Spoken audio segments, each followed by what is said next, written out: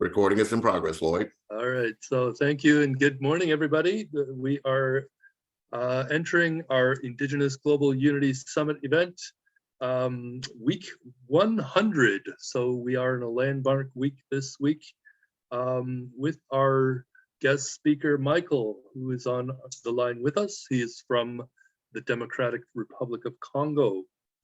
However, as we always do with our IGU summits, the first thing we do is a land acknowledgement. So I do want to acknowledge those who came before us on this land. So we begin today by acknowledging that we walk upon the traditional territories of Indigenous peoples. We recognize their history, spirituality, culture, and stewardship of the land. We're grateful to all Indigenous groups for their commitment to protect the land and its resources, and we're committed to reconciliation, partnership, and enhanced understanding. We acknowledge the land we're on here in the Greater Toronto Area is the traditional territory of many nations. We are on the land known as Takaranto, including the Mississaugas of the Credit, the Wendat, the Chippewa, the Haudenosaunee, and the Anishinaabe peoples, as well as the Métis peoples, and is now home to many diverse peoples. We'd like to acknowledge the land we're on here is at the meeting place of two treaties, the lands of the Mississaugas of the Credit and those of the First Nations of the Williams Treaty. We also acknowledge that Toronto is covered by Treaty 13 and is subject to the Dish with One Spoon Wampum Belt Covenant, an agreement between the Anishinaabe and Haudenosaunee that bound them to share the territory and protect the land.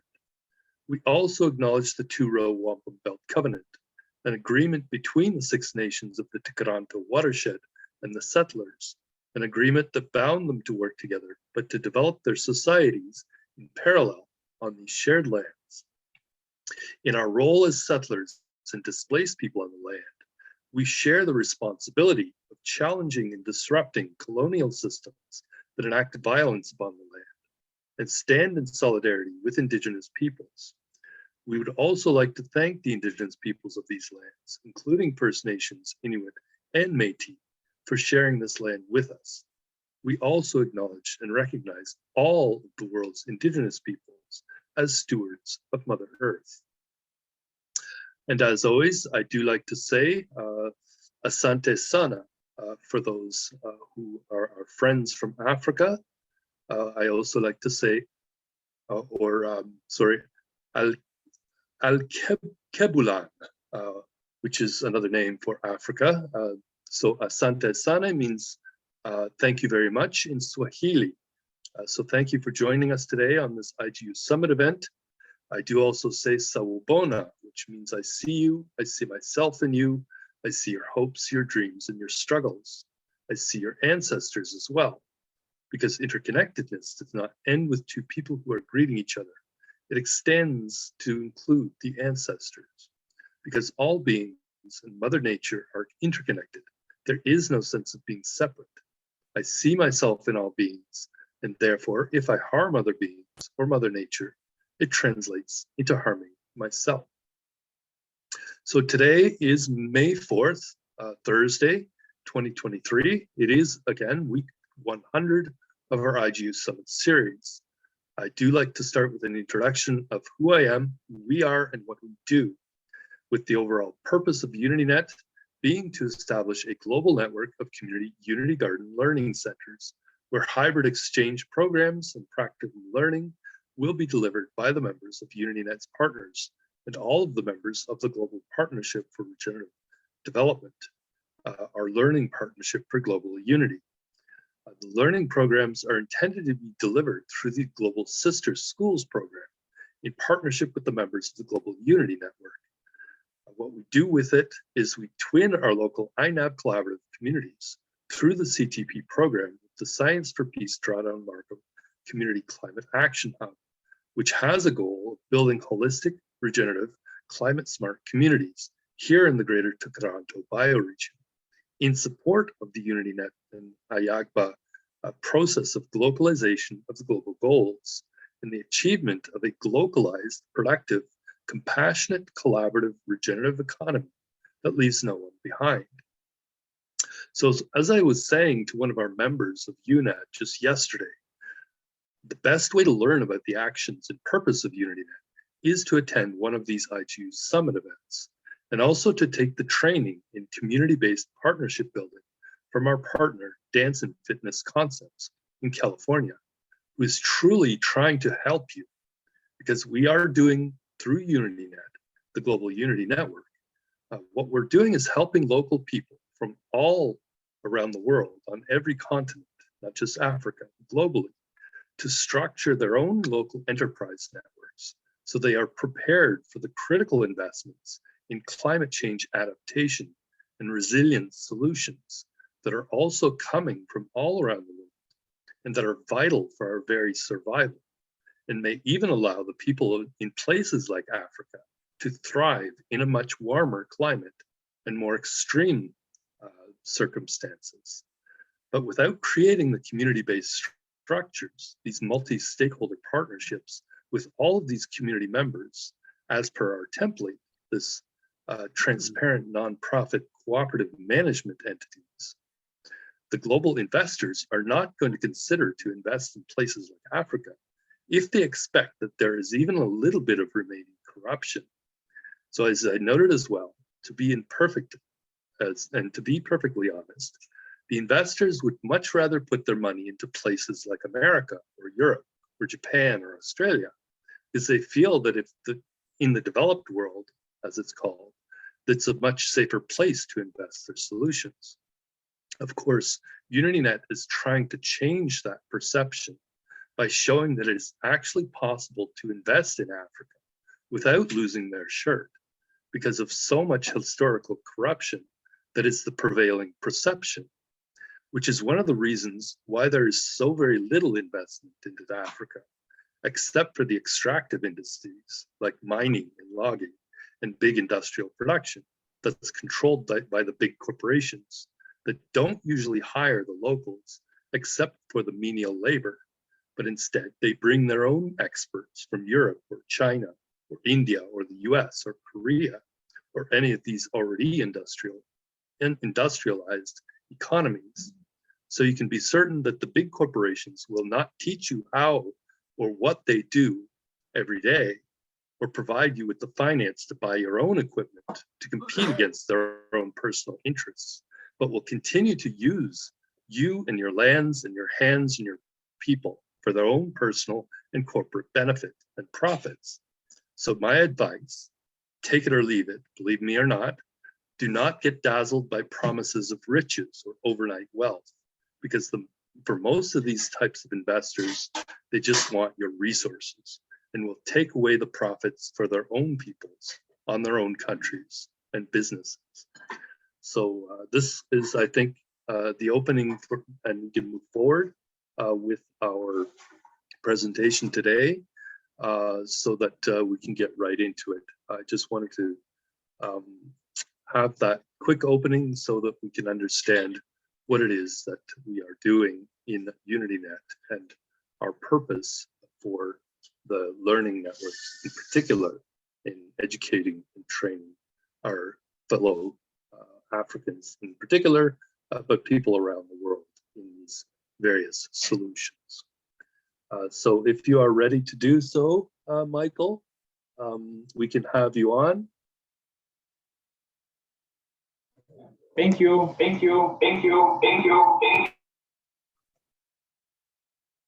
you. A little bit of an echo there. We lose Michael. He seems to have dropped off. Yes, I can hear you. Oh, there you are. Okay. I didn't see you for 1 second. Okay. Are you able to share your screen, Michael?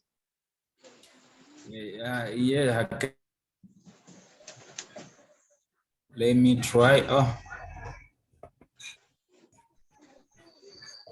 So in the meantime, I am actually putting into the chat one of our networks, which is actually called the UnityNet Honey Project.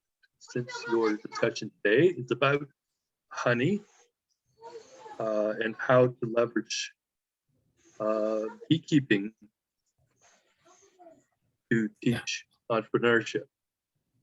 I'm not allowed to share my screen. Okay, let me stop mine. I think that's Okay. the problem. Okay. So could you try again? Yeah, now it's working. Okay, excellent.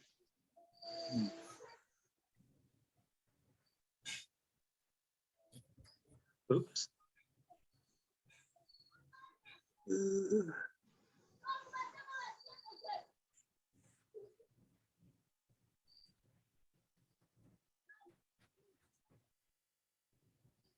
Okay, excellent.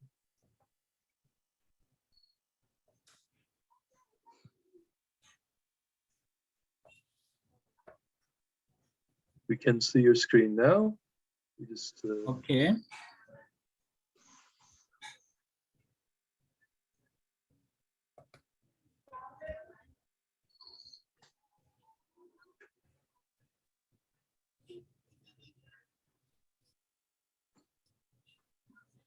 Yes, now it's fine.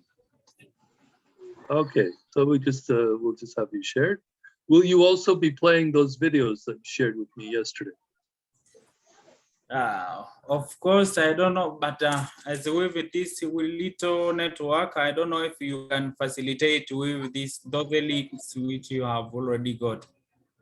Yeah, we may be able to do that after you do your presentation, but they are actually a little bit long, just so everybody knows. I think there's 2 videos that he posted for me yesterday, and each one is about half an hour. Okay. So that could be at the end.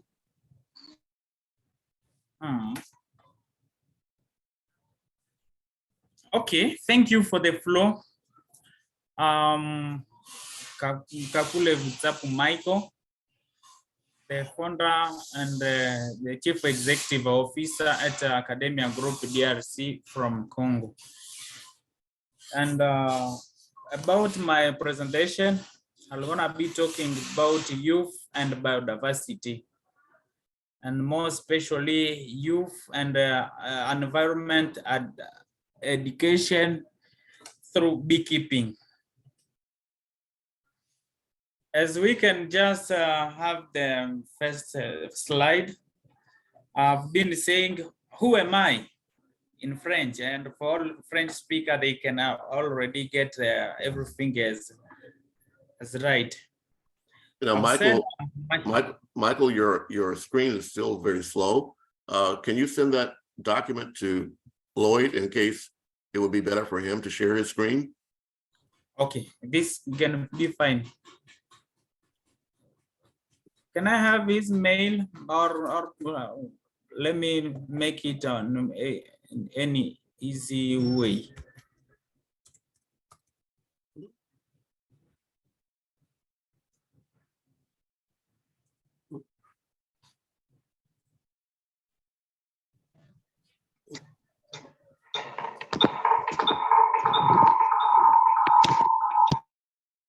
Lloyd, can you type in your email address in the chat or your WhatsApp so Michael can get that to you if he needs to?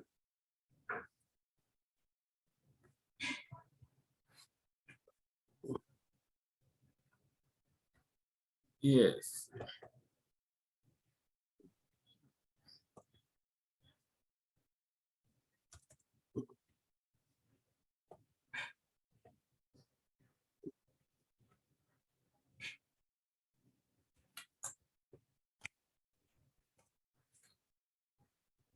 So Michael, can you see Lloyd's email? It's in the chat there. I'll put in mine as well. Okay.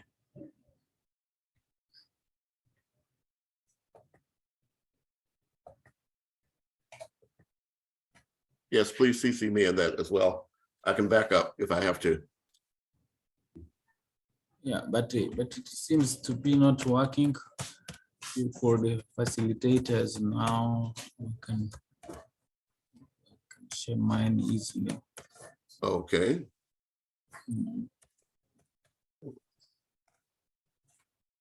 Or maybe I'm going to stop sharing your screen until you bring the presentation up. Maybe that'll help. Yeah, it's gonna be fine.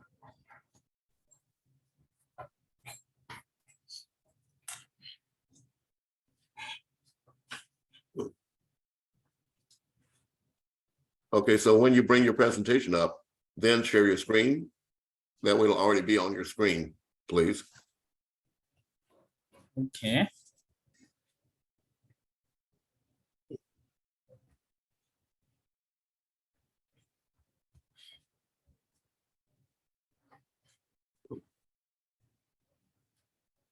I've shared one copy to Daddy Leon at 30. Okay. Yeah.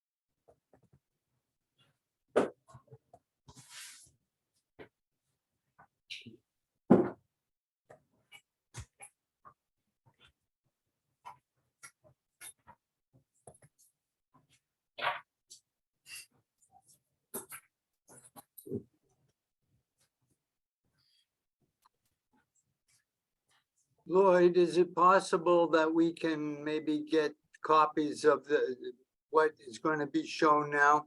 And rather than look at these presentations, have him, Michael, talk about where he's at. And I'd also like to know if he has contacted the UN resident coordinator in the Republic of the Congo. No, Because No. while I've got my funding, I'm not going to fund anybody that hasn't talked to the UN resident coordinator. talk to after the presentation, Lloyd, Mitch. So Michael, are you able to share your presentation now or not? No, as I had a problem of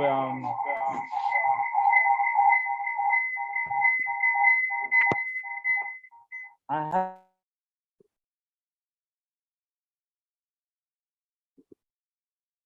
We can't hear you, Michael. Oh, We can't hear you. yes, unfortunately I muted him. I saw Lisa Anise Supton twice, but it seems as though now that's how Michael is coming in. Let me see how I can do this here. Michael, please unmute yourself. We can't hear you.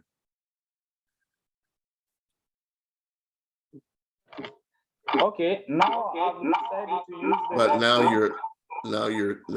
we have echoes. And everybody else mute?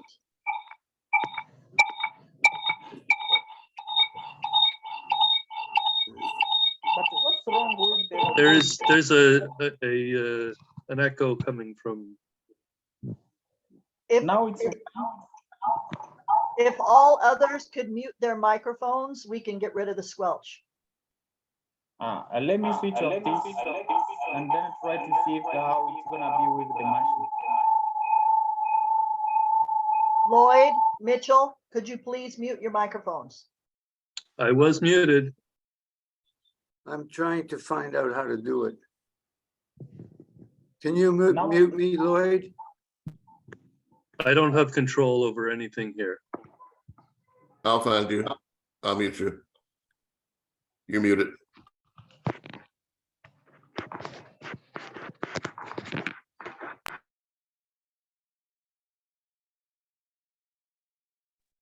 So we had Now, are you hearing me? once again.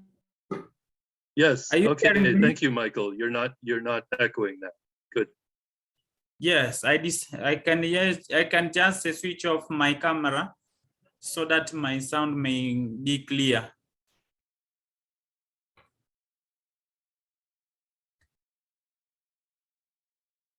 Can you share your screen?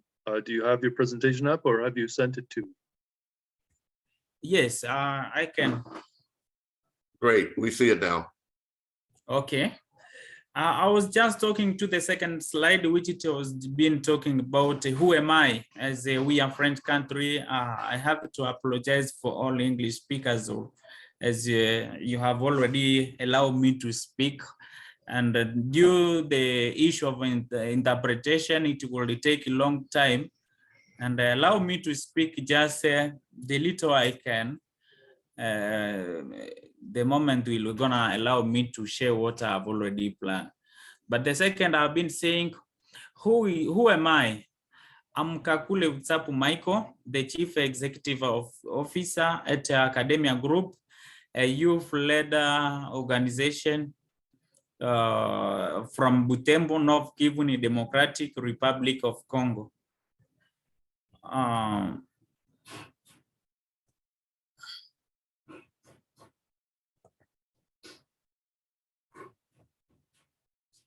Can you see my slide? Yes, we can see.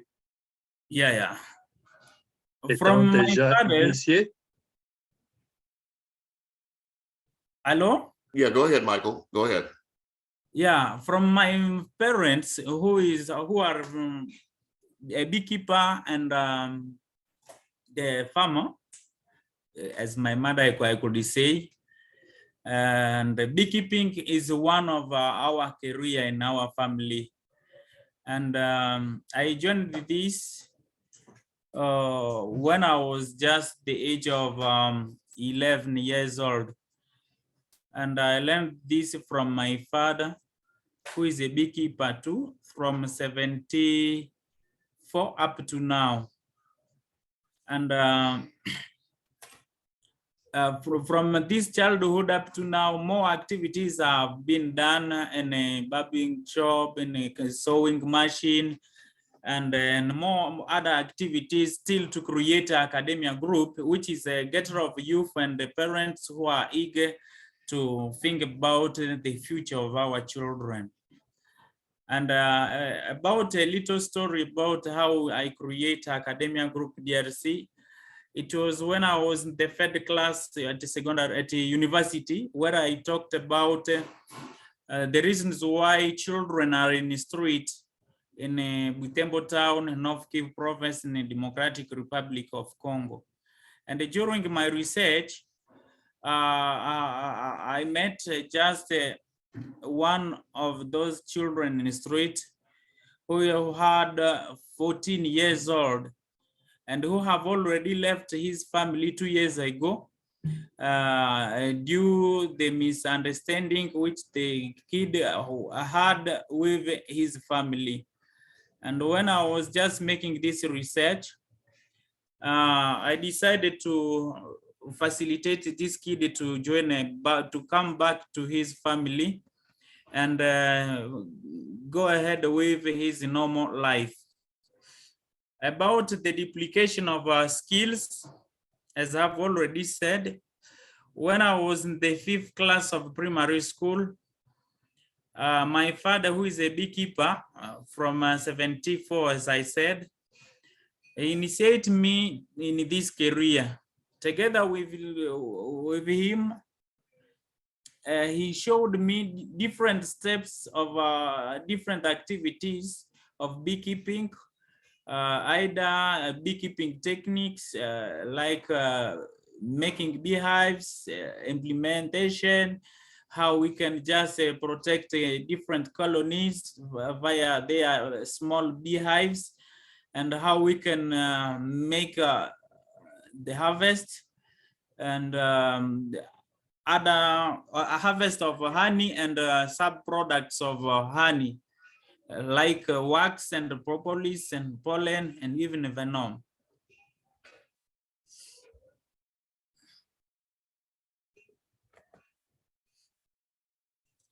From the motivation of guiding youth, as you have been seeing, the story have been already started.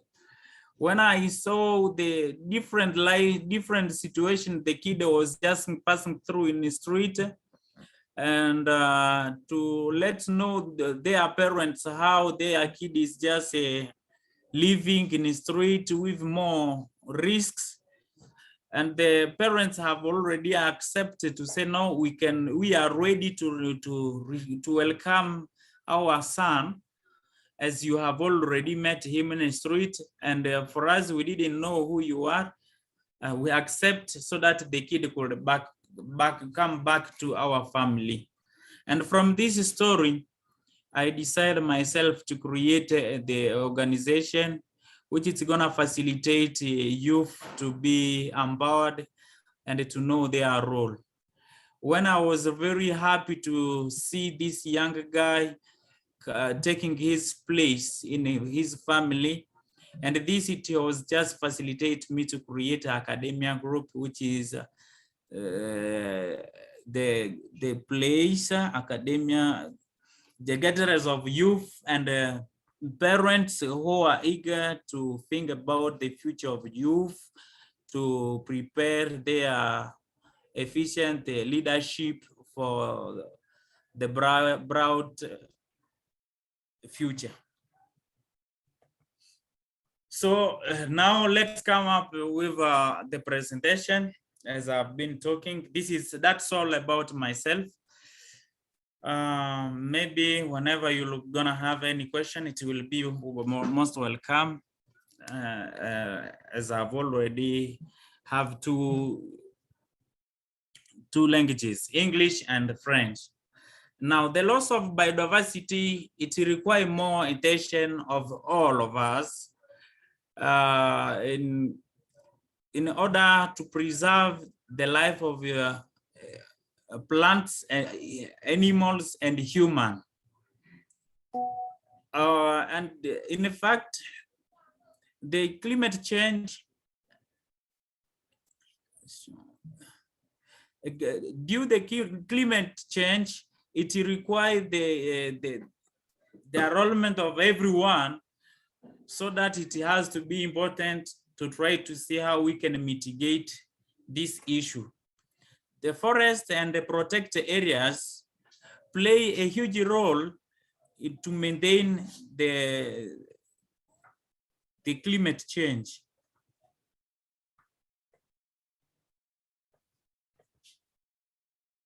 Unfortunately,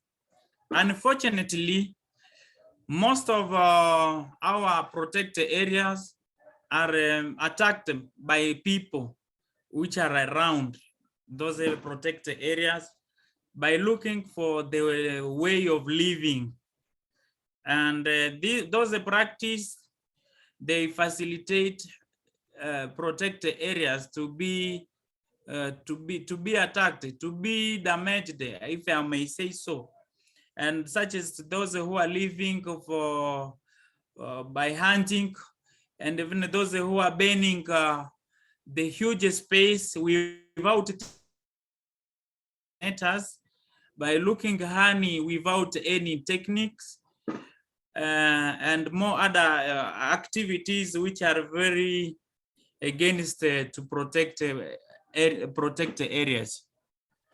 Beekeeping and his commercial activities are very somehow a bit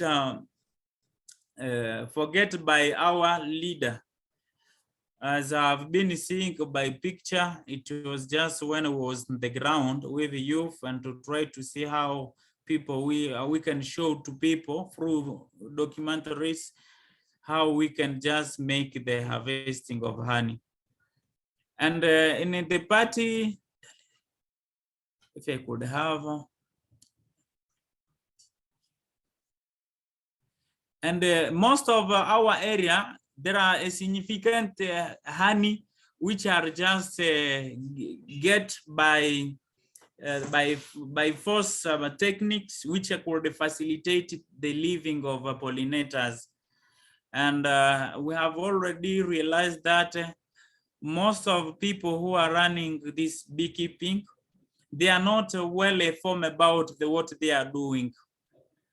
And oppositely, for those who are hunting honey, as we may say, the real beekeeper is someone who is taking care about his colonies, and he has to give beehives and food his pollinators by having plants which may produce flowers like fruitful trees and more other trees which can facilitate the living of pollinators.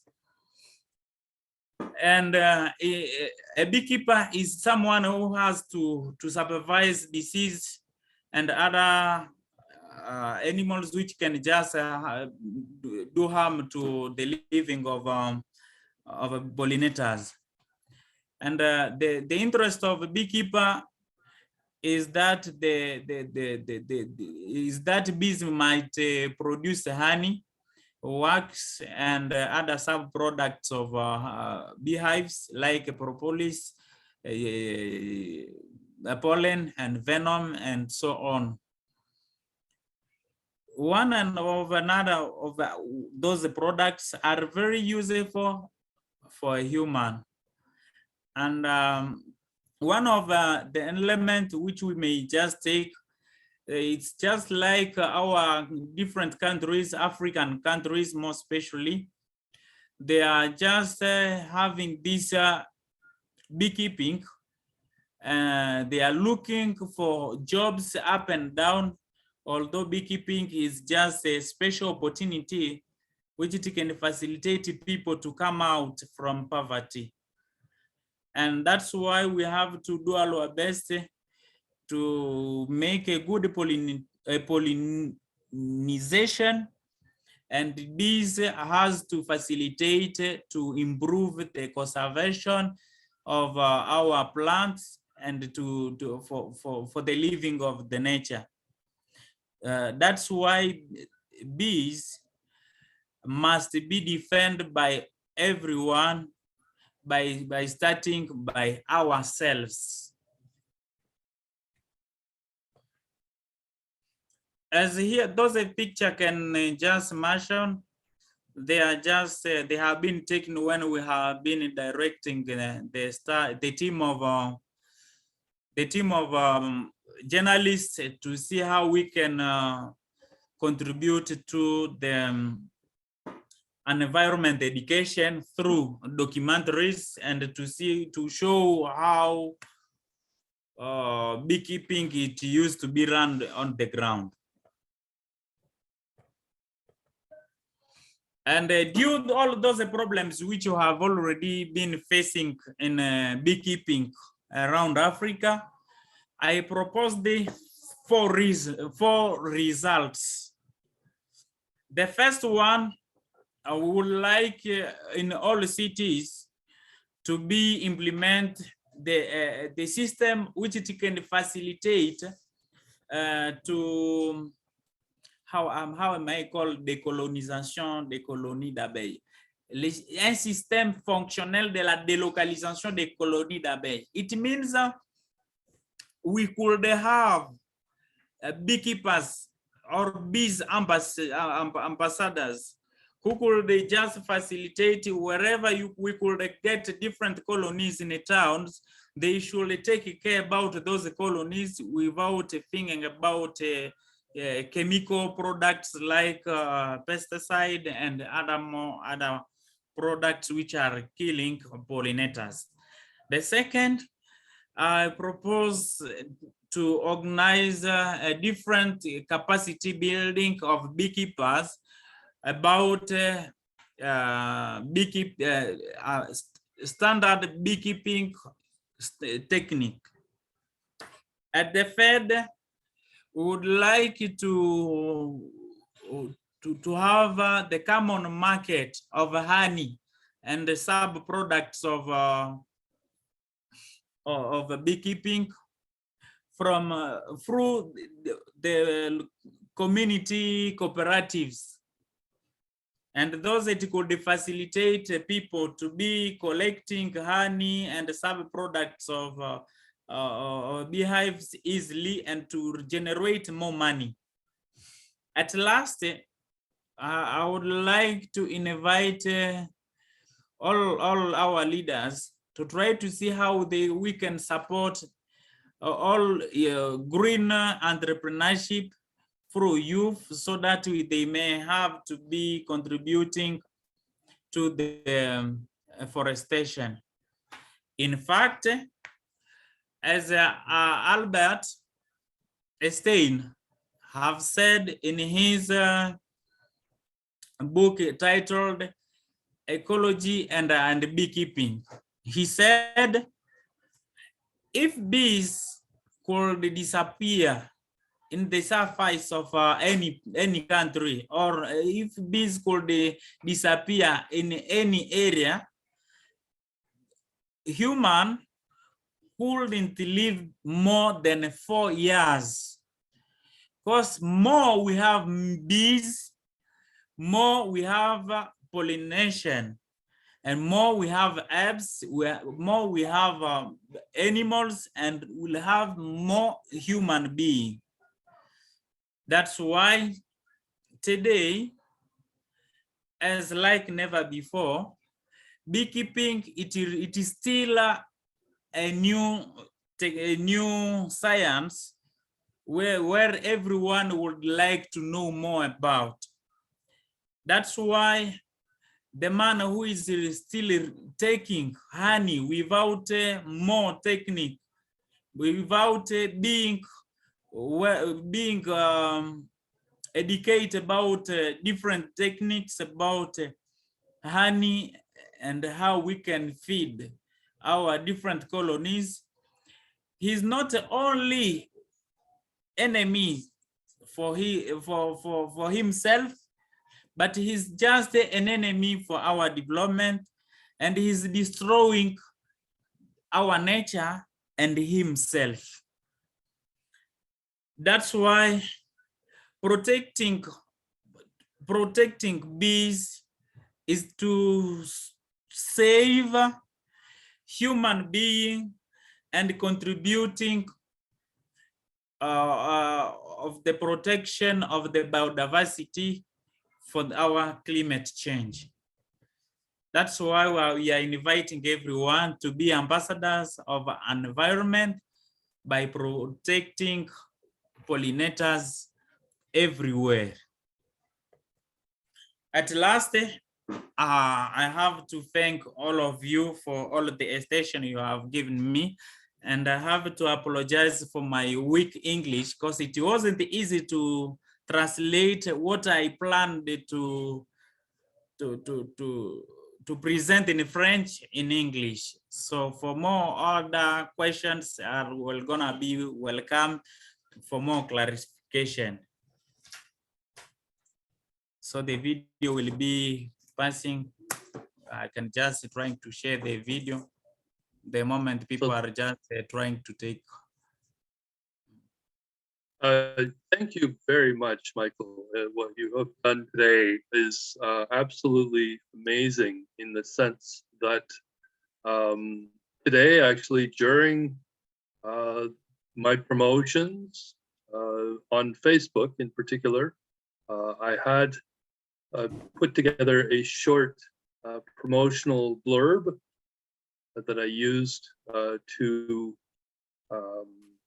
encourage people to attend this event today. And that quick blurb actually said in specific terms, let me just come up with it here.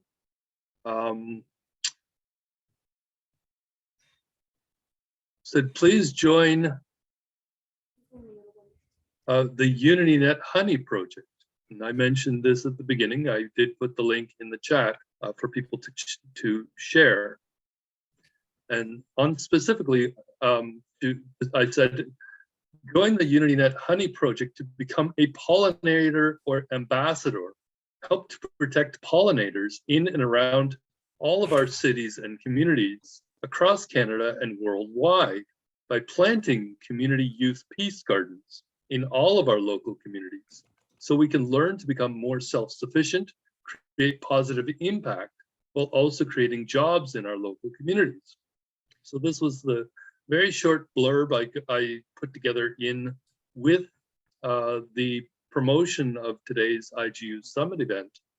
Just a few words to, and actually this is something that I'm hoping will be one of the outcomes of this discussion today during our IGU Summit is that we will create a pollinator ambassador program, which we can then implement through the Global Sister Schools program and our learning networks. Of course, with Lisa Anise and Stephanie and others who are on the call today, I'm hoping that can be one of the things that we can work with you, Michael, to develop a global pollinator ambassador program where the pollinator ambassadors are being encouraged to establish these pollinator gardens as youth peace gardens, which will have a peace bowl, which will have a tree of peace and reconciliation.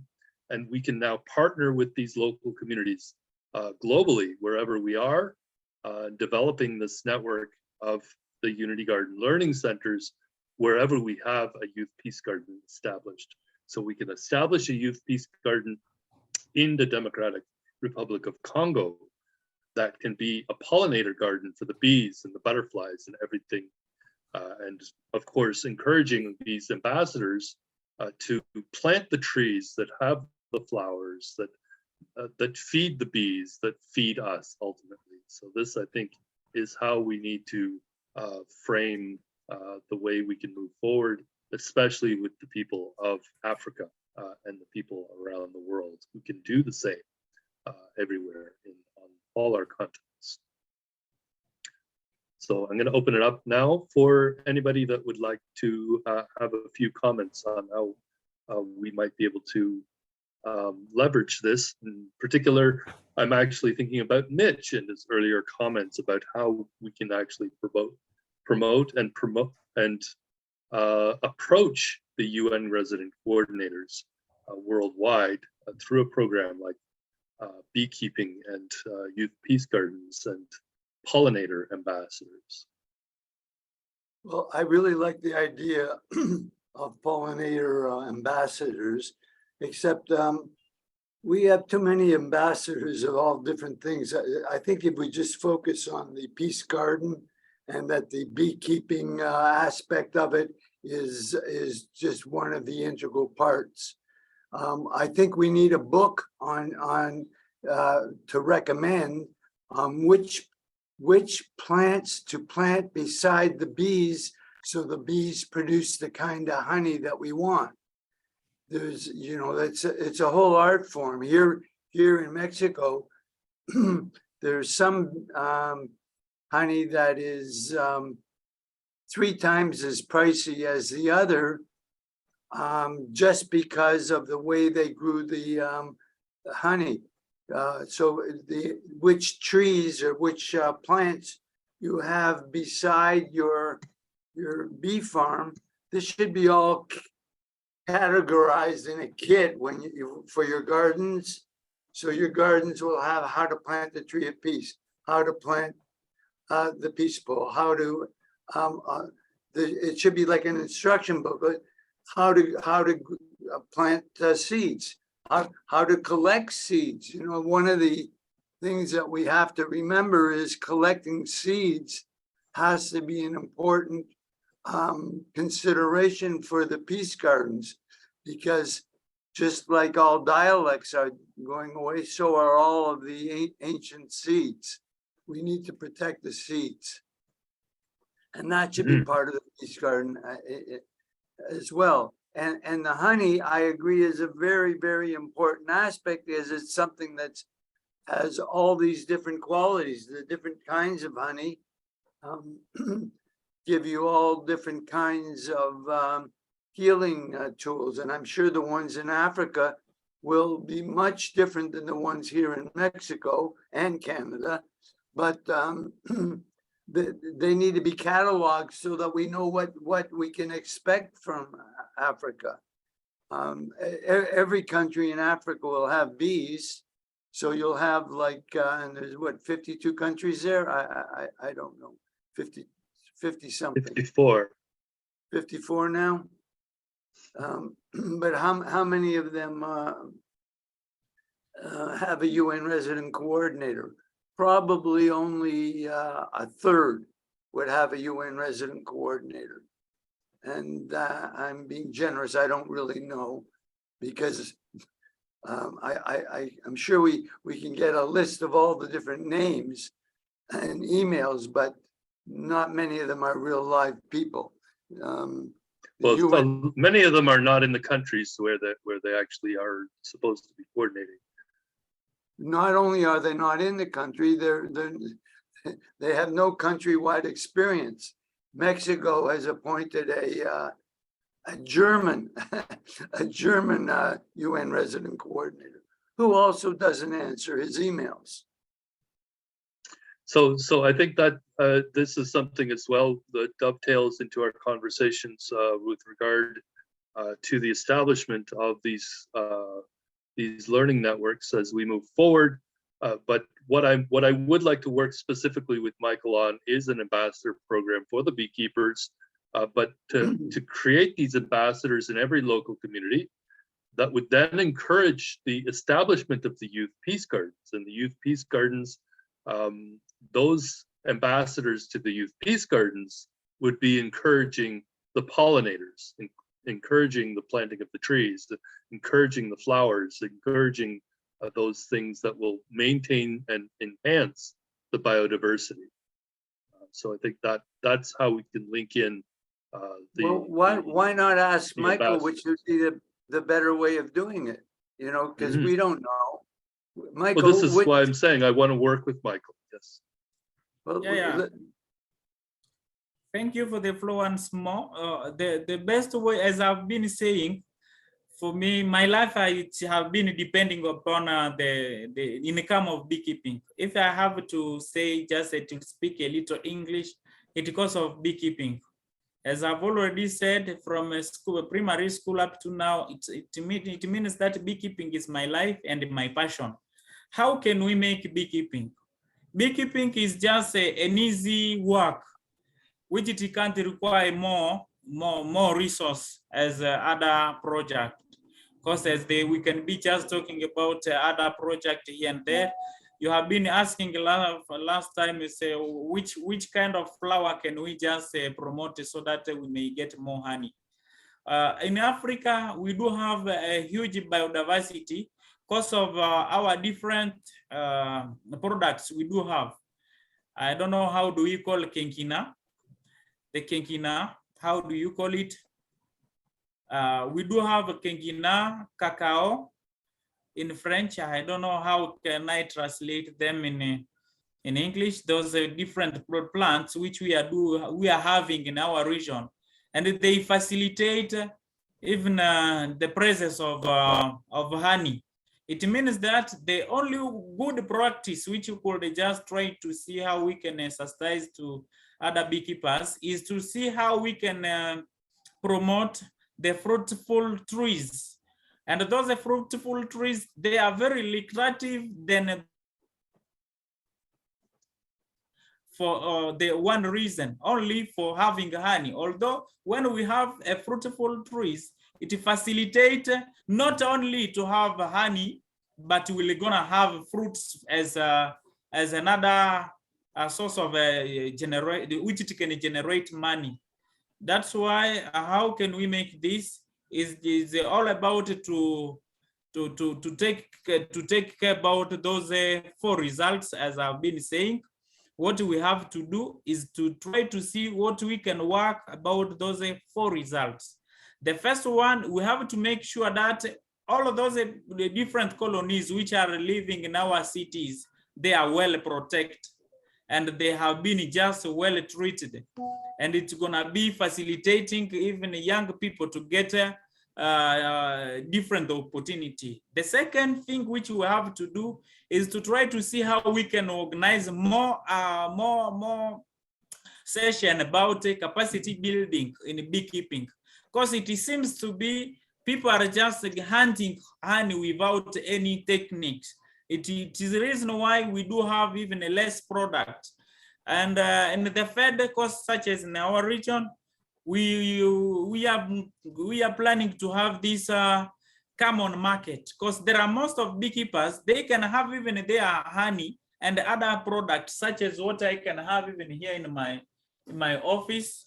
We do have this propolis, but there is no market. This is all about a sample. there is no market of propolis in our region. Although I know those propolis, they could be very useful for the living of a beekeeper, not only for hunting honey, but we could consider it, could take care about those sub-products, which could facilitate even a beekeeper to get more money and for his living. The last one, we should try to see how we can direct our approach to promote green entrepreneurship through youth, because we have already realized that young people used to be one who are looking for job and one who are destroying even the nature. Because if you may see in different places are young people who are just making those chemical products by saying no, these are just some animals which some how can I call them? These are just dangerous because they can bite you at any time. But in case they could come close to them and they understand that when I protect a bee, it's just like as I protect myself, because my life depends on the living of this aspect, those bees which we are just doing. That's why what we have to do is to try to see how we can just take in consideration those free results in a different project as a program, because we have already realized, such as my experience I've got from partaking of the APAC, which is African Protected Area Congress, where different countries have been sharing their experience. I realized that most of people are doing beekeeping at their own, but there are any link which it can facilitate them to exchange experience so that we have to improve the sector. This is what I can say about this case. So I would like to actually make a proposal. Also, it is, of course, related to this concept of creating the bee ambassadors, the pollinator ambassadors. So when we started actually Science for Peace, or organization that created Drawdown Markham, before we created Drawdown Markham many years ago, we created a group called Currents, which was the collaboration for a sustainable Toronto. And that group was created through Science for Peace. And one of the main academic groups was the University of Toronto Faculty of Forestry. And the University of Faculty of Forestry was promoting at that time, because I was promoting biochar, as well. But they had a greenhouse on the top of the Faculty of Forestry building in downtown Toronto. And on that greenhouse, on the rooftop of the University of Toronto Faculty of Forestry building, there were also a number of beehives. And those beehives were the main beehives in downtown Toronto that were being used to pollinate all of the flowers in all of the gardens of Toronto. And they were also encouraging more beehives. They actually got the beehives on, I believe, some of the hotels in downtown Toronto as well. So they were actually creating a network in the downtown of the city of Toronto of beekeepers. So this was being done through the University of Toronto Faculty of Forestry. So I could reconnect back to our original team of the Science for Peace group that we created, so we can have a discussion in particular between the University of Toronto Faculty of Forestry and their beekeeping network in the city of Toronto, so that we can begin to establish our first beekeeping ambassadors and our pollinator ambassadors here in Toronto, and we can do it in Los Angeles, we can do it in California, we can do it in I may be heading over to Asia, and we can do it there. In Taipei, we can create a network of urban beekeeping ambassadors who are also promoting the re-establishment of regenerative landscapes in and around cities. And so that can be a way that we can hopefully then promote systems that can regenerate our landscapes and regenerate our cities and eliminate those pesticides, eliminate those chemicals, eliminate those chemicals that are destroying biodiversity through the destruction of our all of those things that are essential to creating thriving biodiverse landscapes and thriving humanity. As you have noted, the connection between bees and a thriving human population is through that pollination process. And so if we can educate our young people around ensuring that we are not using these chemicals that are destroying the pollinators. This is actually one of the early signs of the collapse of biodiversity is the destruction of our smallest creatures, is of course the bees and the butterflies and all of these insects that are actually essential to. Before we educate the youth in this, we have to educate us old guys, because the older people don't know anything about it. And we grew up without learning it. And I'm probably one of the more knowledgeable people in the field, and I know nothing.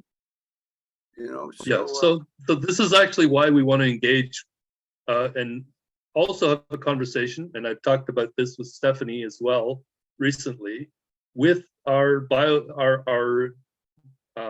Greater Tkaronto bioregion ambassadors. Well, again, we're using that term, Brian Pupa and Susan Bosak, who are actually engaging young and bringing together young people and elderly people and their grandparents, so that the young people are actually working together with the grandparents to teach each other about these concepts. So we can bring the elderly, we can bring the youngest together and bring them in synergy so that they're having these conversations within the context of their families, within now the context, so hopefully, of these youth peace gardens and the Unity Garden learning centers, which we create, as I said, around all of when we establish the youth peace gardens, we should also establish the partnerships with the schools.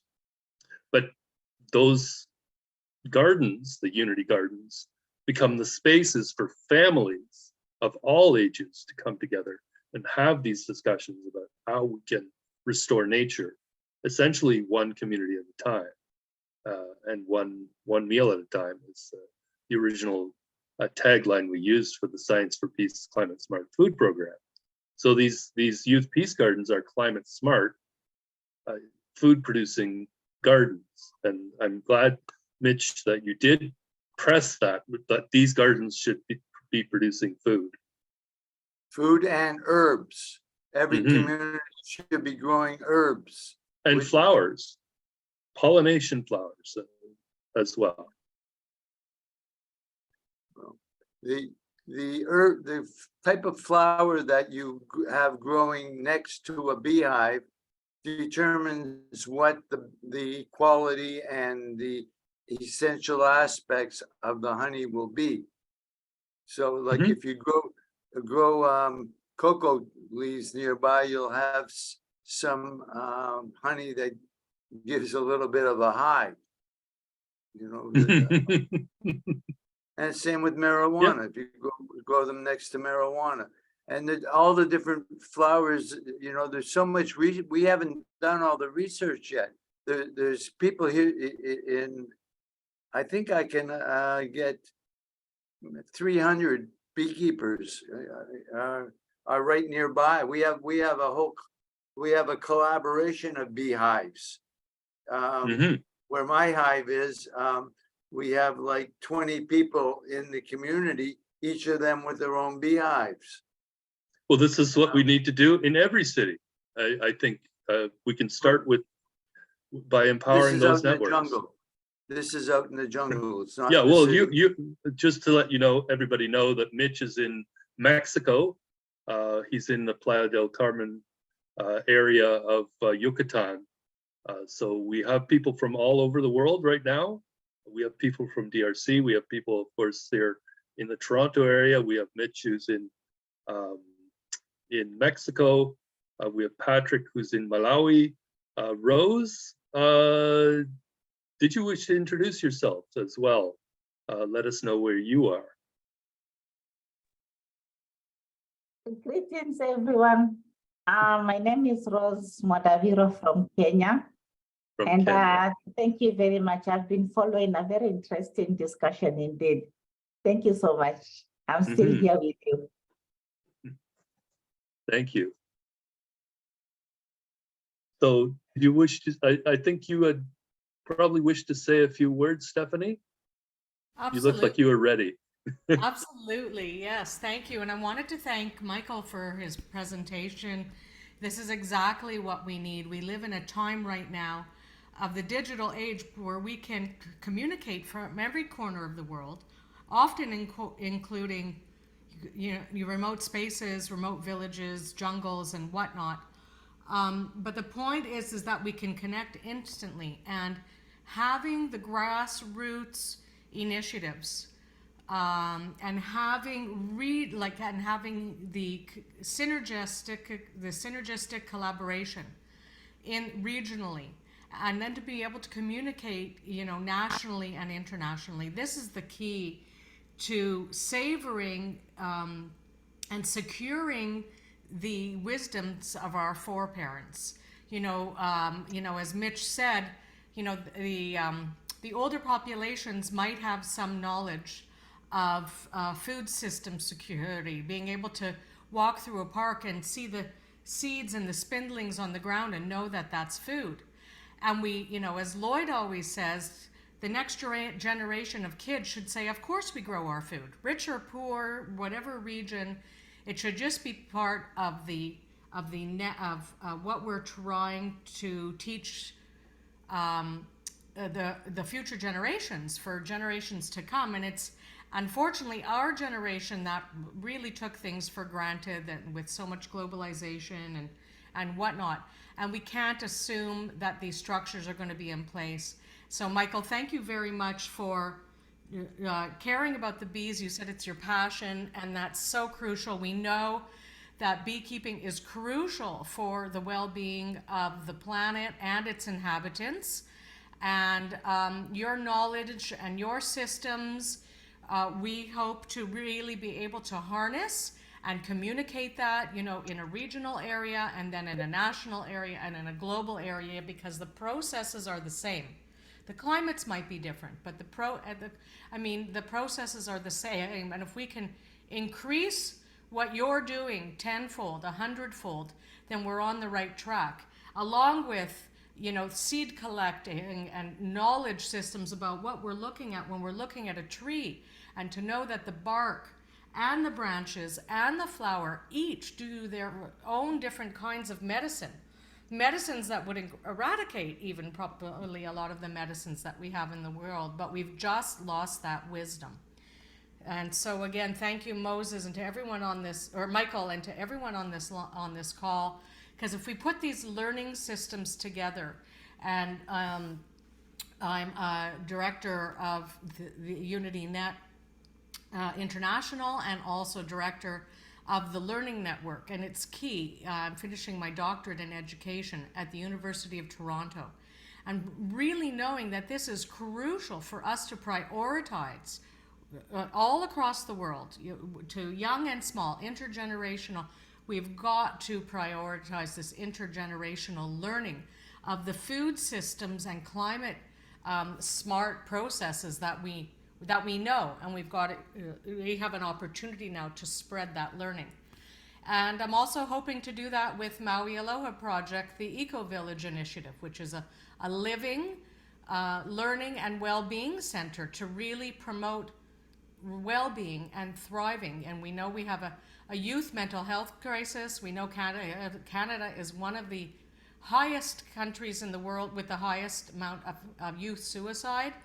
So we've got to try to create nourishing systems. We've got to try, because we know this is crucial, but we're not just talking about food, we're talking about social processes as well and educational processes as well.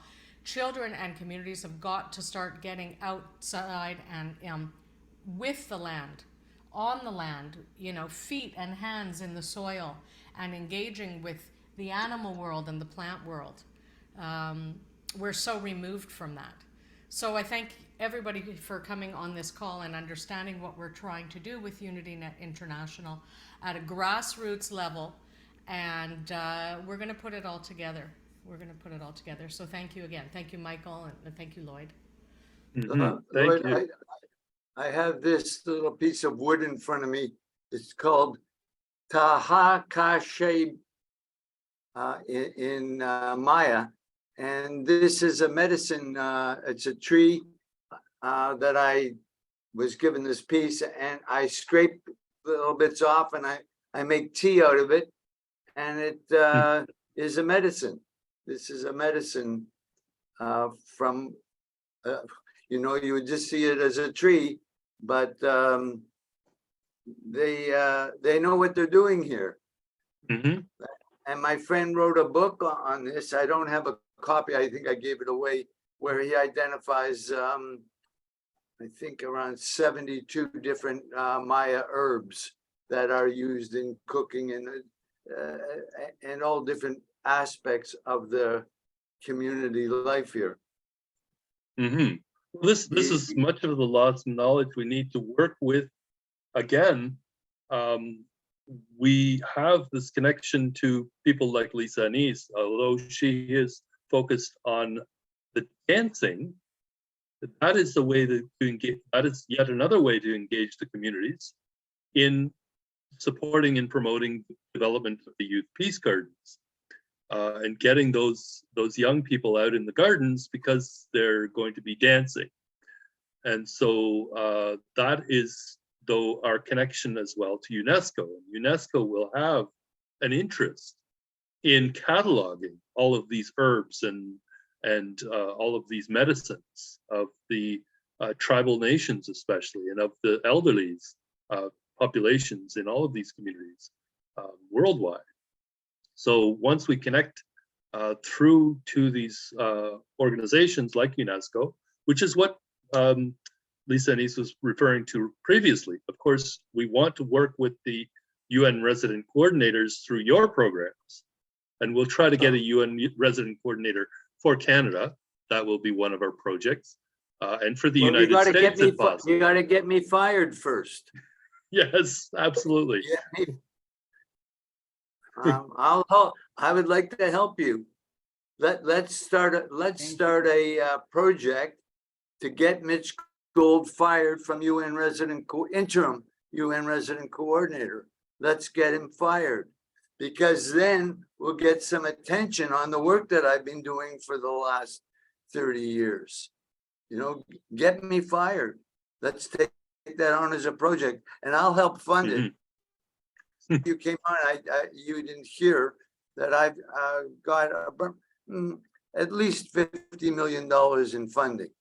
So I can support some things, but keep in mind, Africa is not on my agenda. I'm working with the UN resident coordinators in the donor countries, but I also want to know the UN resident coordinators in the other countries, because I want those two guys to talk to each other. The guys who are giving the money and the guys who are receiving the money. Right now, the guys who are receiving the money are putting it in their pocket because they don't have anyone controlling them. The existing UN UN resident coordinator. As you know, he comes from another country, or he either comes from another country or lives in another country.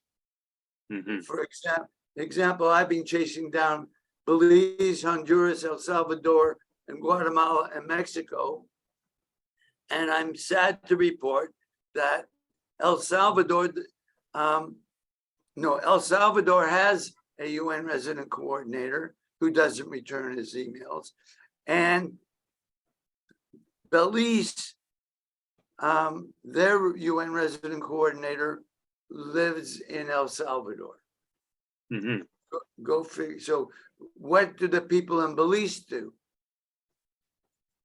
Yeah, we don't know. They're an afterthought that is an afterthought of an afterthought. So anyways, yeah, we have obviously a broken system, which is why we're creating a parallel system that is being done through private sector partnerships. And yes, we can involve our local municipal governments and at the lowest level. But while we get me fired, let's go back to getting me fired, because that will get the attention on the UN resident coordinator position in all the different countries. Get me fired, and Canada will realize, geez, we need one, and he should be, well, you know, you're doing the work of what a UN resident coordinator would do.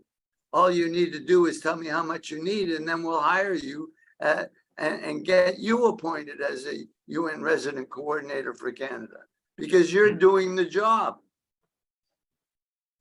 whether you know it or not. So put a budget together, get me fired, and Bob's your uncle. You'll be Canada's UN resident coordinator, and you'll be looking for other ones to coordinate in the rest of the world, which is what you're doing. You're already doing the job. I'm not doing that job. You're doing that job. Because I'm not interested in the non-moneyed countries. It's selfish of me, but I have to justify why they're lending me $50 million. You know, I have to justify it, and I have. I've got the money committed. I actually got 250 million committed, but they're only doing a first tranche, and the first tranche, I'm happy because I'm going through a learning experience. But you know, I want to help this network but I want you to be a UN resident coordinator for Canada. Take it over, Lloyd. Get me fired and take it over. We'll see how we can do this, even if I am going to be traveling by probably the end of the month. But we'll see how we can do this and create some kind of campaigns. Just to let you know as well, I'm having a conversation here in the Toronto area with a gentleman by the name of Alistair Coward. He is also hopefully going to be coming on board to assist us here in the development of the Toronto network. So this is where we'd like to move forward with his organization, which is connected to the World Conference of Mayors. And so that is where we are. When is that taking place? I believe they've already had a meeting in January down in Florida. I think it was January or February. But they are a network that's being facilitated with our friends from the US. The World Conference of Mayors is moving forward in their own programs that have a very, very similar structure to our own, which is why I'm having the conversation with Alistair. Alistair is Canadian. He's actually from Atlantic Canada, I believe from New Brunswick, but he now lives in Toronto, actually in North York, I believe, area, not too far from Downsview Park. So we are hoping to meet him. Is that associated with the municipalities organization that Jack Layton initiated? No, this is a global organization, mostly of Black mayors. So it is not very well known. Mostly they are Black mayors globally of cities. The World Conference of Mayors, it's called. And they've been around since the 1970s. So it is a very, very storied organization that has its own structures, but in conversations with them, I realized that their structures are almost identical to our own, which is why we're hoping to establish a Canadian organization in partnership with this gentleman, Alistair, who's part of this organization. And they have just American cities or cities around the world? Globally, it's the World Conference of Mayors. So they are well entrenched. They've got their own systems. They've got their own meeting. They've got their own structure. But I'm now I have been invited to work with some of their members. In particular, Alistair. Ask them if they have any process for involving their UN resident coordinator in their country. Yeah, The answer will be kind of interesting because most of the African countries will have, those mayors will have, but in Europe, it'll be interesting if how many members they have in Europe and in Asia too. So like, yeah, this organization could be a very interesting ally for the UN Office of the Future. I do believe so too as well. Yeah. So whatever you're doing as leader of this UnityNet network, you ought to be considering that you're also representing the UN Office of the Future, and maybe it's time to I don't want to push it there because again I'm more interested in the 20 countries that are on my agenda. I don't believe, I'm pretty sure most of those countries that we're connected to through you,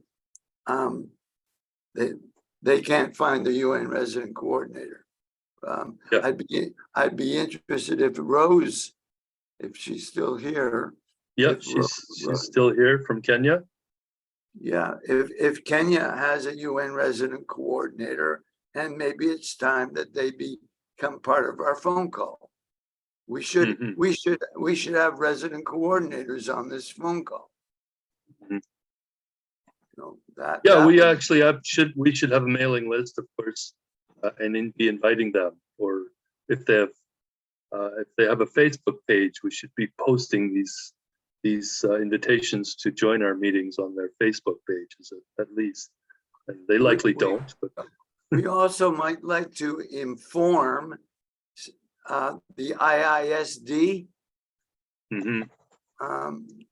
because of your network. You might write them an introduction letter saying that their network ought to be interested in what we're doing, and maybe your common objective might be to get me fired. Say you want to get Mitch Gould fired because he's the interim resident coordinator and we want to get rid of him, not because he's not doing the job, but because we want to train someone to do the job properly with the authority of the government and not the obstacles of the UN system that exists in Canada. The UN system, and the fact that Mitch is down in Mexico, he doesn't really serve Canada too well by being down there. Well, I represent you guys pretty good here at the City Council and the Human Rights Council. And I'm coming up to Toronto for a meeting on the 15th with the Canadian Century Initiative I hope you'll be at that meeting because 15th of this month? May 15th. Okay, There's yeah, a for sure. But let me know there's and a I'll be there. Meeting at the Globe and Mail building, 12 noon. I think it's That's a Monday. and there's a lot of Canadian speakers, people that are pretending to understand the future and have their own political perspectives of they're actually talking about how badly they're doing. They're kind of funny. They don't want to talk about UNDRIP. They don't want to talk about social responsibility standards like ISO 26,000. They don't want to talk about this stuff, but they want to grow Canada to 100 million people. And what kind of education do they want to have? That's the question I'm going to ask them. That's why I'm going to the meeting. What kind of education? We're going to have 100 million people in Canada. Where are they going to come from? How many of them are there? And how do we? Where will they live? Well, and how will they be stewards of their watersheds? That they're not talking like that. They need to hear from you, Lloyd, because they don't know what they're doing. There are all these bureaucrats that are getting together to talk they look about at spreadsheets and say we need to grow this. Okay, exactly. And we're talking about how. That the UnityNet, the peace gardens, that's another question. How many peace gardens are you planning for in the future? One in every city, or one? How many? No, much more than that. I want to see a whole network of maybe I'd love to see, I don't know, 20 youth peace gardens in my own community of Leechcroft. How many per thousand should we have? One per thousand. One per thousand. That sounds like a good goal.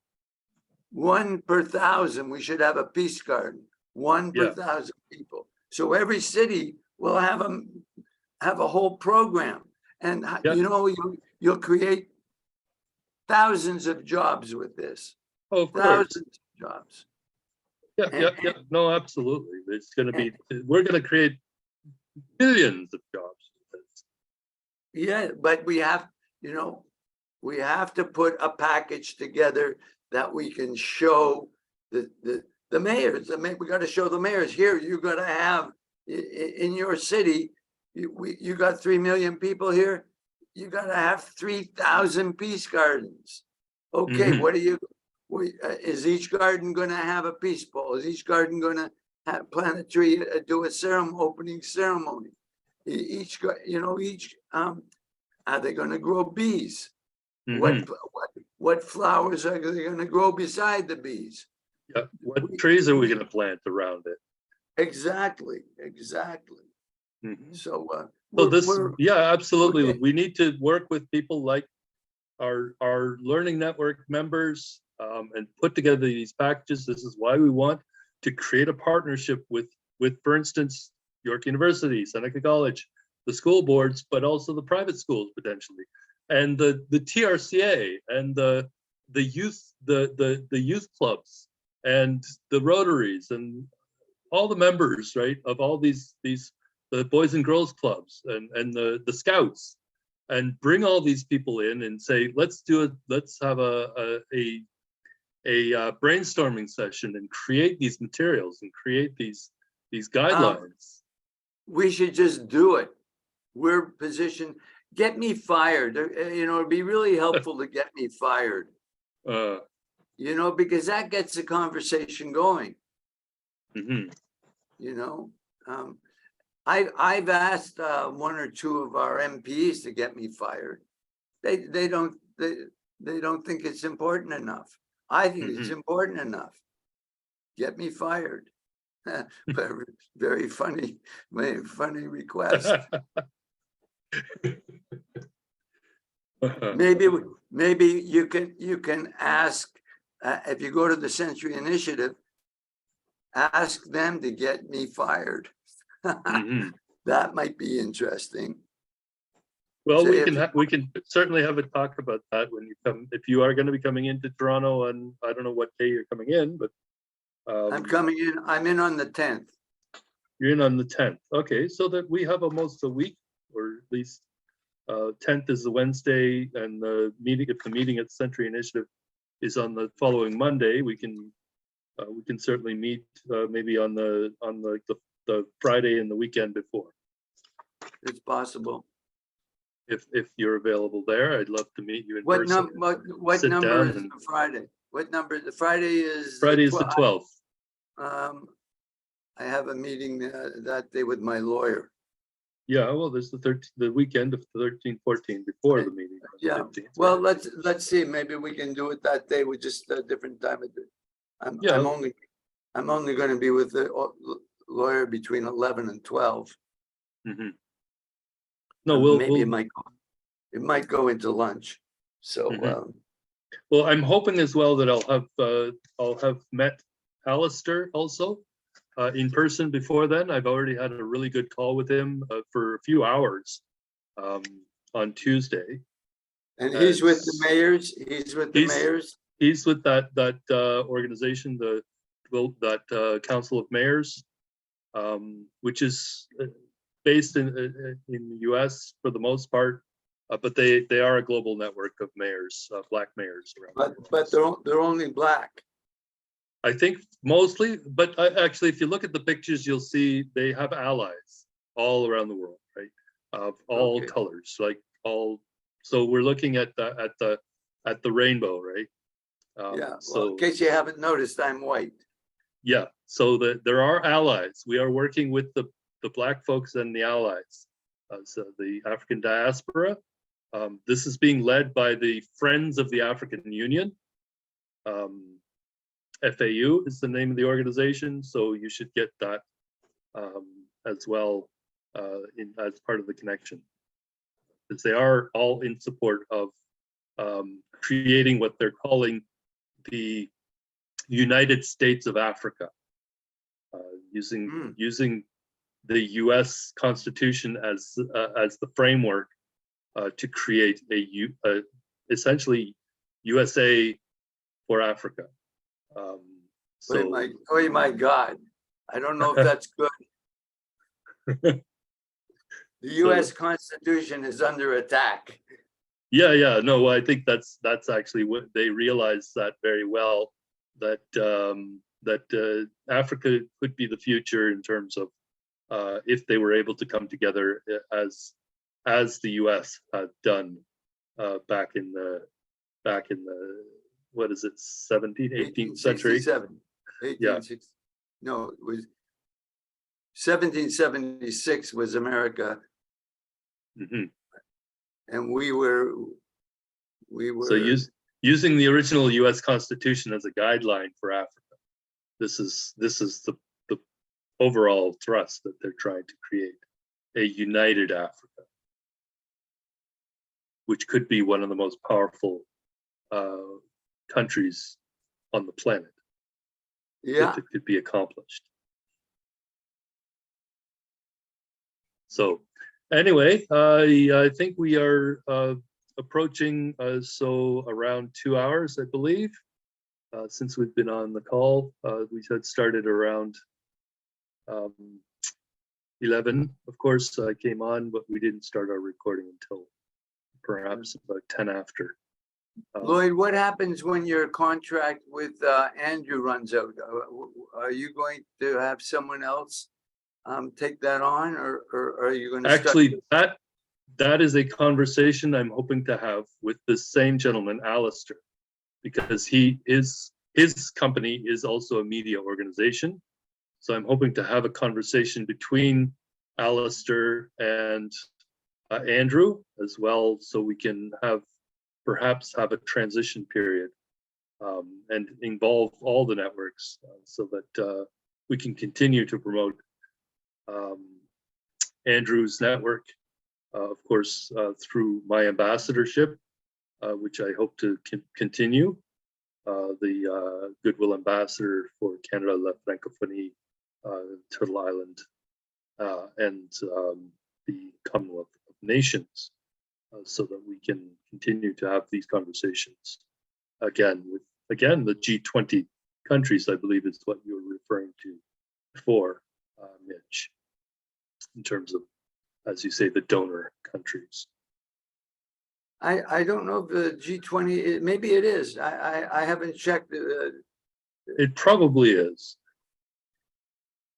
Very likely, but there'll be surprises, I'm sure. Yeah, there could be one or two that don't align with that particular. Well, I'm going slow enough right now, like my money gets cleared on the 15th, actually. And we'll see what delays we run into. I'm anticipating delays, but everything's signed and sealed, and I have a performance bond offer, and that hasn't been completed yet, but the deal is done as far as I'm concerned. And the next step is to get the performance bond, and then we have to go figure out how to spend it effectively, because it has to be paid back. So it has to be done in a prudent business model. Yep. So this is actually what we're trying to do is to develop. So there's two things I talked to Alistair this morning before this call. Not really talked to. I made a note in WhatsApp for him.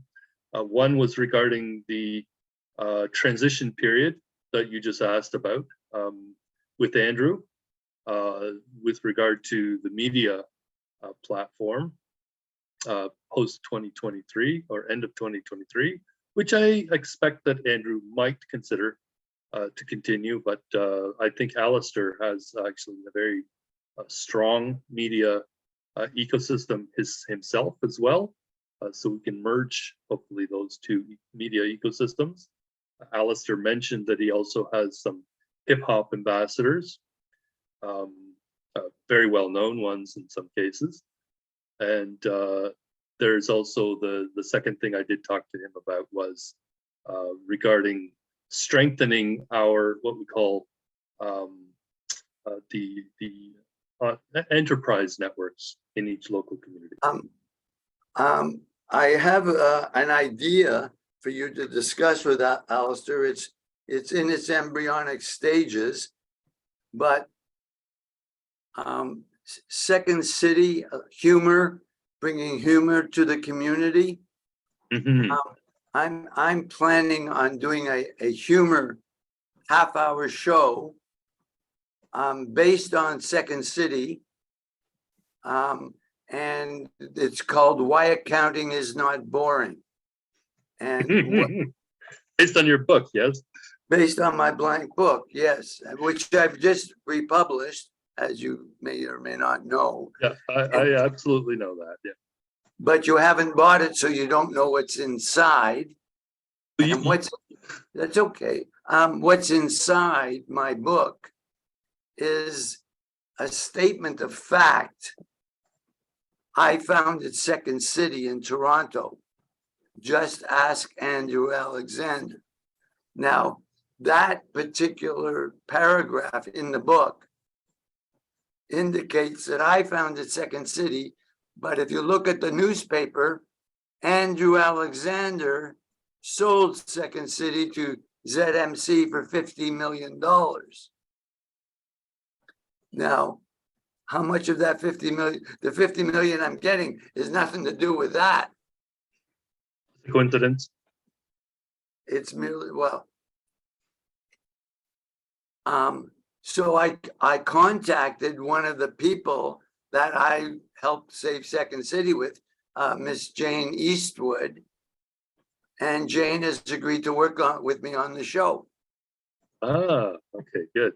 Well, I think Alistair will be very interested in this because I know that he's a media guy. If he is, just say, how would you like to have a show on your network? You can use the name Second City and let them try and stop me. It's very, very, very well known here in Toronto, at least. Well, it's huge in Toronto now. Are you kidding? It was sold for $50 million. They didn't do that because they weren't going to build something. You know, they've taken Second City to its highest level. And one of the things that they're trying to do now, and this will be of interest to the Black mayors, and I say it that way on purpose, because Andrew Alexander was forced to sell his interest because he was being charged with racism.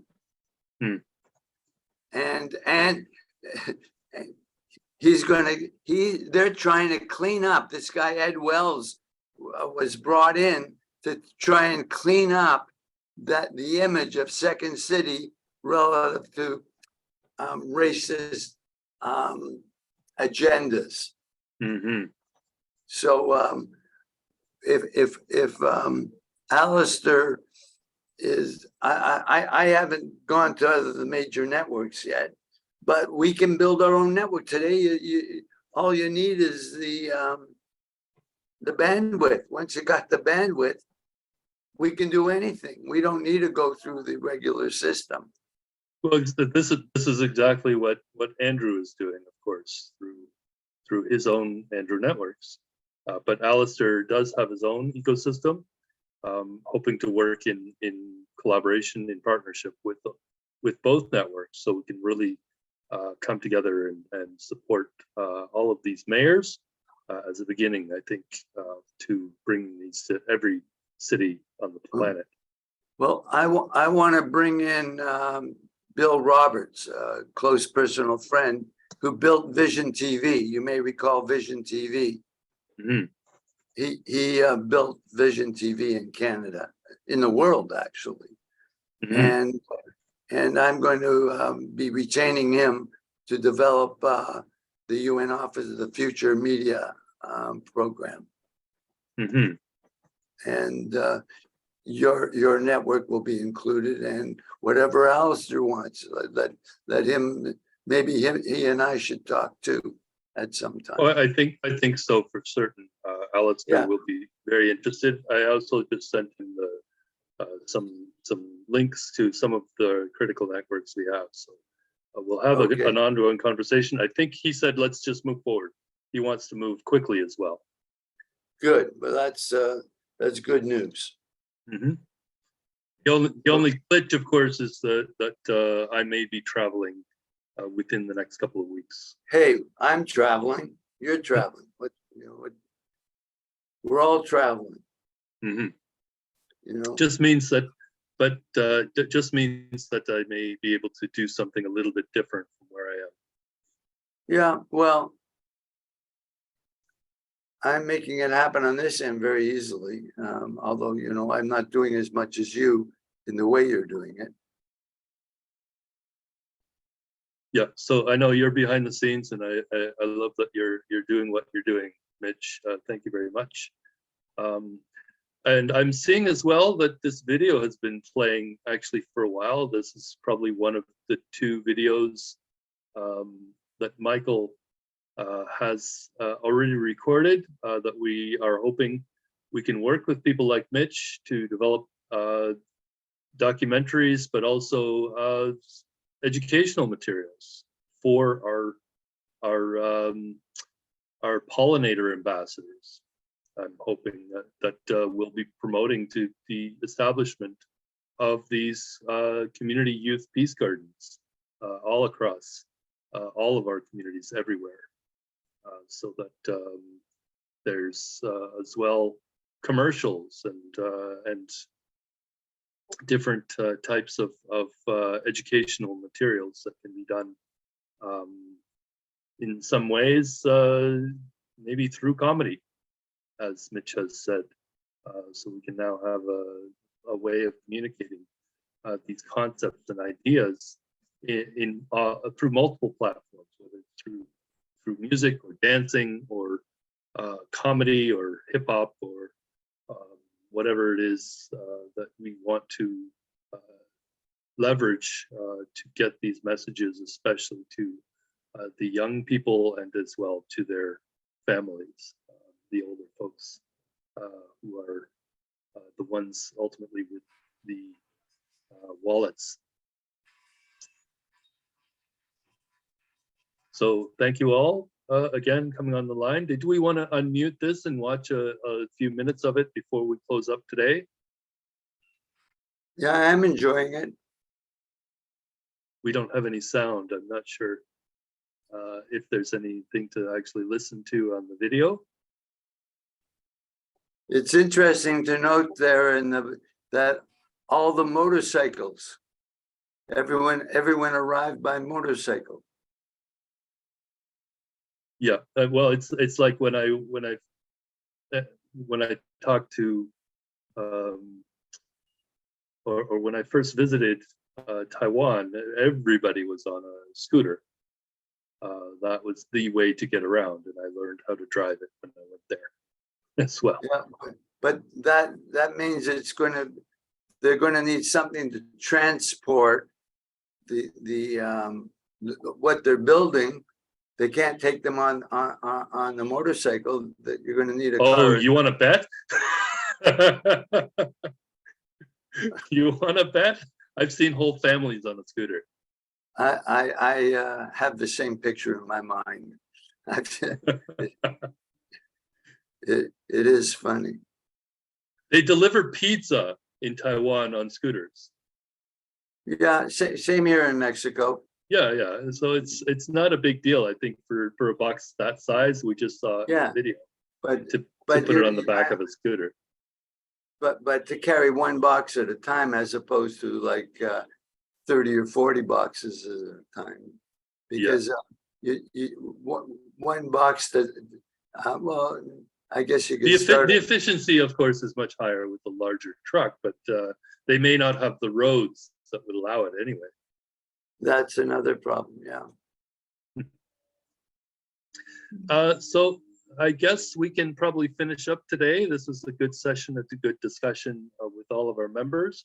Would anybody like to say a few final words before we close up our IGU Summit? Thank you, Lloyd. And again, I Thank will mark you. Thank you. May 15th in my calendar. Thank you, Michael, for a great presentation.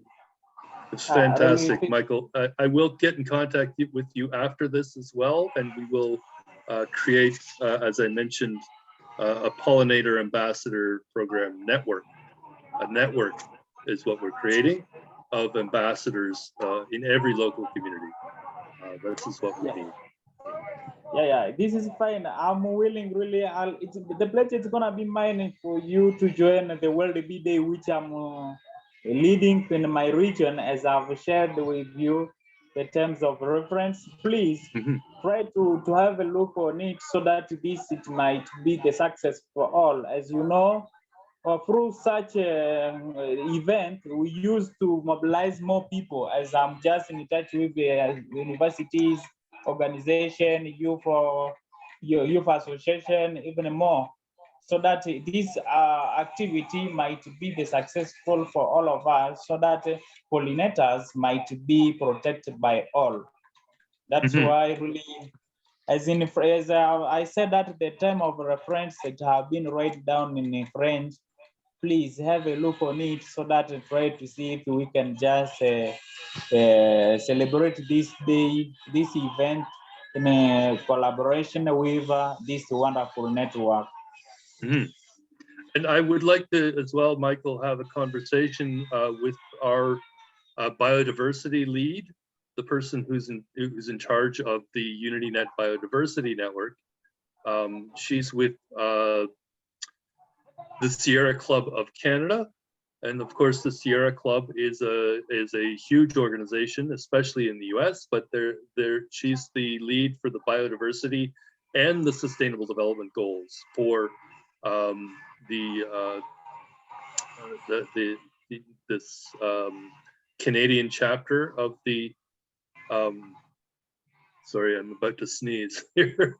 The Sierra Club. So we're hoping to leverage their members, because they were also involved. You're probably aware of that big biodiversity meeting that took place in Montreal in December. And so that was actually hosted by China, but the meeting itself took place in Canada, in Montreal. So she was at that meeting. She's very much involved in discussions around implementing their biodiversity framework for achieving the biodiversity goals and targets.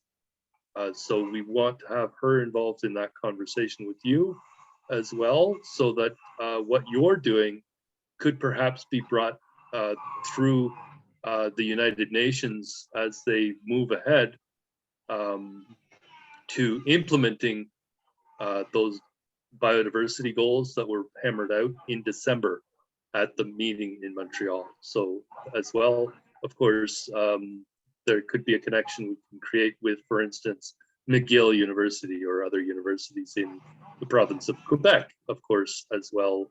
That would facilitate the language barriers if we're working with people in Quebec, specifically in Montreal or in Quebec City or anywhere else in that province.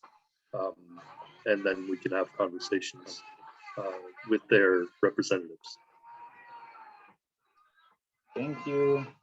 So thank you very much, everybody, for today. And we will continue to have our discussions, and we have some follow-up action items. Wow. The pledge is mine to have you all online, and then you have already what about what we are doing. Maybe hopefully we'll be in touch with you and to try to see how we can improve what we are running on the ground. So I'd like to ask Lisa Anise if she's online as well. I'm hearing some sound. I'm not sure if that's from her or if that's just a twin, an artifact of our Zoom connection. But my system was just frozen for a second there. Okay, so thank you everybody for coming on the call today. We are completing week number 100 of our Indigenous Global Unity Summit today, and I'm hoping that we will be able to come together and do more to support this biodiversity agenda. So thank you very much, and we'll see you next week. Thank you.